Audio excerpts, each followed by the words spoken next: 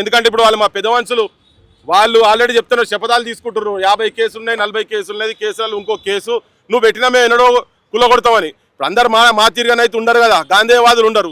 పుసుకునోడ బాంబో గింబో పెట్టుకొని వచ్చి పేల్చినా ఎవడేం చేయలేడు కదా. ఇప్పుడు ఫ్రీగా దొరుకుతున్నాయట, వాళ్ళ అన్నలు ఆడ డంపులు పెట్టి ఆడి పెట్టిరట. మరి ఎవరు ఏం చేస్తారో మాకైతే తెలియలే. కానీ పెద్ద మనిషే చెప్తున్నాడు కదా 50 ఏళ్ళు దాటానే. మేమేం చెప్తున్నాడు, ఆ పెద్ద మనిషికి అగౌరవపరచకండి. మా పాశం యాదగిరి సార్ అయితే డైరెక్ట్ చెప్పి చెప్పులు మెడకేస్తా అన్నాడు. నువ్వు తెలంగాణ వాదులు ఒక పెద్ద మనిషి అని గౌరవించినావు కదా, ఆయనే చెప్తున్నాడు చెప్పులు మెడకేస్తా అని. మేమైతే నిరసన చెప్తున్నాం, కానీ ఒక్కొక్కరి నిరసన ఎట్టెట్టుంటుందో మాకైతే తెరకలేదు. ముఖ్యమంత్రికి కాంగ్రెస్ ప్రభుత్వానికి నువ్వు మెస్సీలను గిస్సీలను తీసుకొచ్చి ఇక్కడ ఎంత ఊరేగినా, నువ్వు అంతర్జాతీయ స్థాయిలో మహిళలను తీసుకొచ్చి ఆఖరికి మీ వాళ్ళు ఇద్దరు పోయి హోటళ్ళలో ఏం పని చేసిరో తెలుసు. ఆ పిల్ల పోయి పాపం లండన్లో పోయి స్టేట్మెంట్ ఇచ్చిన సంగతి కూడా జనానికి అందరికీ తెలుసు. ఈ అపవాదులు ఉన్నాయి. ఇక ఇటువంటిదైనా జరుగుతా మాత్రం తెలంగాణ నిన్ను మర్చిపోదు, తెలంగాణ నిద్రపోదు. మార్క్ మై వర్డ్స్, గుర్తుపెట్టుకో, రేపటి డేట్ గుర్తుపెట్టుకో.